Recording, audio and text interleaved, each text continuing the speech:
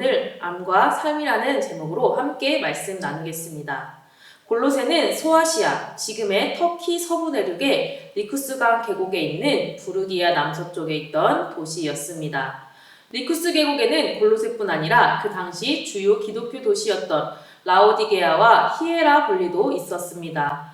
라오디게아는 골로새 서쪽 20km 지점에, 히에라볼리는 라오디게아 북쪽 인근에 있어 삼각 지역을 이뤘습니다. 리쿠스강 계곡은 동서북물이 교차하는 교통과 무역의 중심지였습니다.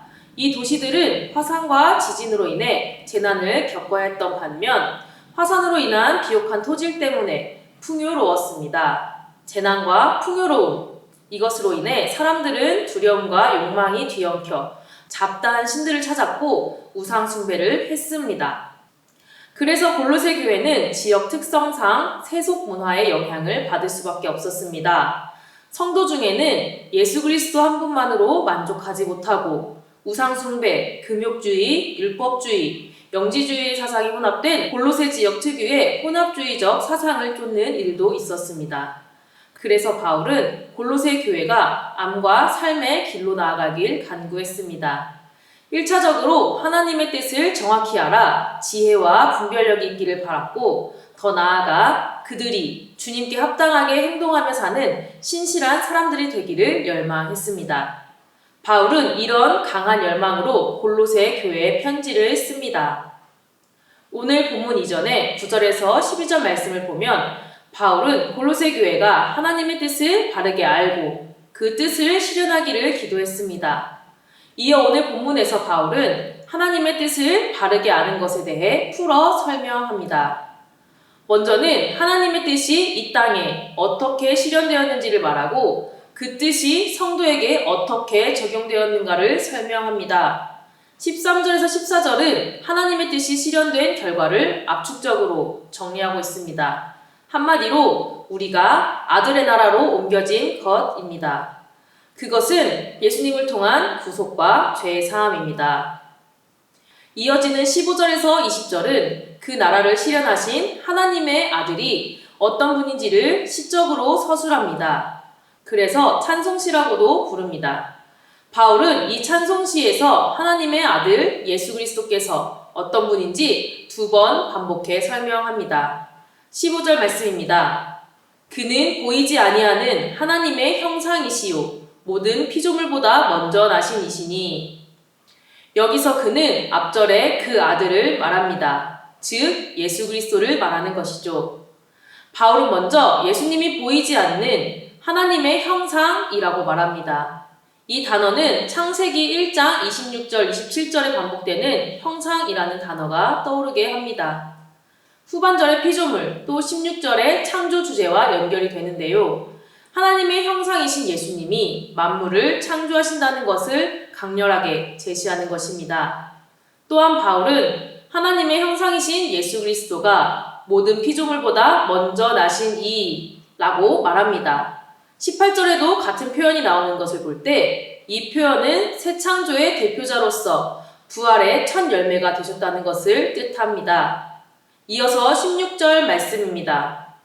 만물이 그에게서 창조되되 하늘과 땅에서 보이는 것들과 보이지 않는 것들과 혹은 왕권들이나 주권들이나 통치자들이나 권세들이나 만물이 다 그로 말미암고 그를 위하여 창조되었고. 번역에서는 생략되었는데 16절은 이는 이라는 말로 시작하면서 15절의 선언을 뒷받침해 줍니다. 아들이신 예수 그리스도가 하나님의 형상이자 새 창조의 대표자라는 선언은 모든 것이 아들 안에서 창조되었다는 사실에 근거합니다. 바울은 반복을 통해 만물이 아들 안에서 창조되었다는 점을 강조합니다. 17절에서 20절은 앞 2절과 짝을 이루는데 그 내용이 심화 발전됩니다.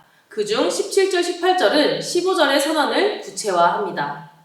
또한 그가 만물보다 먼저 계시고 만물이 그 안에 함께 섰느니라. 그는 몸인 교회의 머리시라. 그가 근본이시요 죽은 자들 가운데서 먼저 나신 이시니 이는 친히 만물의 으뜸이 되려 하심이요. 17절은 예수 그리스도가 만물보다 먼저 계신 분이며 모든 것이 그분 안에 섰다고 말합니다. 만물의 존재는 예수님으로 말미암은 것이고 그분은 만물의 존재 이전에 계신 분입니다. 함께 섰다는 말은 결합되어 있는 것, 유지되고 지탱되는 것, 무너져 혼돈에 이르지 않도록 보호되는 것을 의미합니다.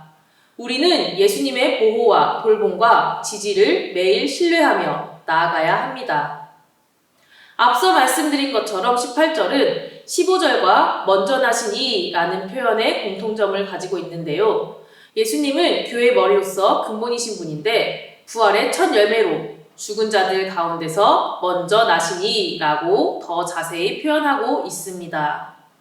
이어지는 19절도 16절과 비슷하게 이는 으로 시작합니다. 16절이 15절을 뒷받침하는 것처럼 19절, 20절도 17, 18절의 내용을 뒷받침하는 근거 문단이 됩니다. 19절, 20절 말씀입니다. 아버지께서는 모든 충만으로 예수 안에 거하게 하시고 그의 십자가의 피로 화평을 이루사 만물, 곧 땅에 있는 것들이나 하늘에 있는 것들이 그로 말미암아 자기와 화목하게 되기를 기뻐하심이라. 19절은 하나님이 아들 안에서 충만함을 이루심을 분명하게 말하고 20절은 아들을 통해 화평을 이루심을 명확히 합니다. 세번역 성경으로 보면 더 이해하기 쉬운데요.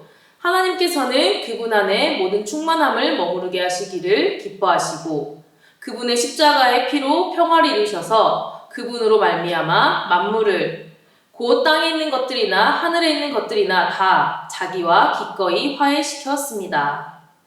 하나님은 예수님 안에 모든 충만이 거하는 것을 기뻐하셨습니다.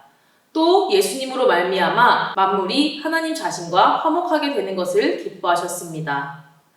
왜 우리가 하나님과 화목하게 되고 화해해야 할까요? 그 이유를 21절에서 알 수 있습니다. 전에 악한 행실로 멀리 떠나 마음으로 원수가 되었던 너희를.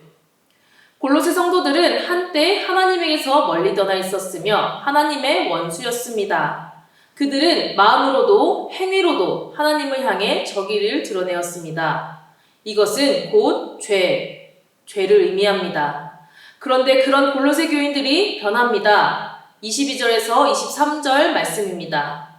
이제는 그의 육체의 죽음으로 말미암아 화목하게 하사 너희를 거룩하고 흠없고 책망할 것이 없는 자로 그 앞에 세우고자 하셨으니 만일 너희가 믿음에 거하고 터 위에 굳게 서서 너희 들은 바 복음의 소망에서 흔들리지 아니하면 그리하리라. 이 복음은 천하 만민에게 전파된 바요 나 바울은 이 복음의 일꾼이 되었노라. 골로새 성도들은 구원받았습니다. 그리스도의 십자가 사건으로 하나님과 화목한 상태가 되고 거룩한 모습이 되는 것입니다. 거룩하고 흠없고 책망할 것이 없는 모습이 되기 위해서는 조건이 필요하다고 바울은 말합니다. 믿음에 거하고 복음의 소망에서 흔들리지 않으면 그 모습이 이루어진다고 말입니다. 말씀을 정리합니다. 바울은 오늘 본문에서 예수님이 어떤 분인가를 분명히 합니다. 예수님은 그리스도신데 그분은 하나님의 형상이고 만물을 창조하신 분입니다. 하나님의 아들이신 예수님이 하나님의 자리에 계셔서 하나님이 하시는 일을 하십니다. 이 말은 하나님의 아들이신 예수님이 하나님 되심을 함축합니다. 골로새 교회는 이 깨달음을 기초로 당시의 잘못된 가르침을 극복해야 했습니다. 우리도 마찬가지입니다. 예수님의 실체를 바르게 이해할 때 그릇된 교훈에서 벗어날 수 있습니다. 하나님은 예수 그리스도 안에서 자기 백성을 새롭게 창조하셨습니다. 바울은 아들의 나라를 구속과 죄사함을 설명하면서 이어서 아들은 만물을 창조하시는 분이라고 고백합니다.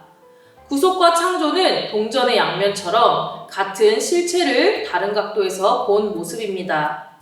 우리는 그리스도로 말미암아 구원을 얻는 것도 깨달아야 하지만 그 구원이 사실 그리스도로 말미암아 새롭게 창조되는 것이라는 사실을 알아야 합니다.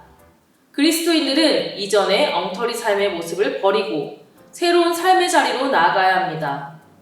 바울은 이 점을 분명히 확인시킵니다. 믿음으로 분명히 서고 복음을 깨달음으로 나아간 소망의 자리를 든든히 지켜야 합니다. 우리 모두 그리스도를 바르게 알고 믿음으로 주님께서 주신 새로운 삶을 살아갑시다.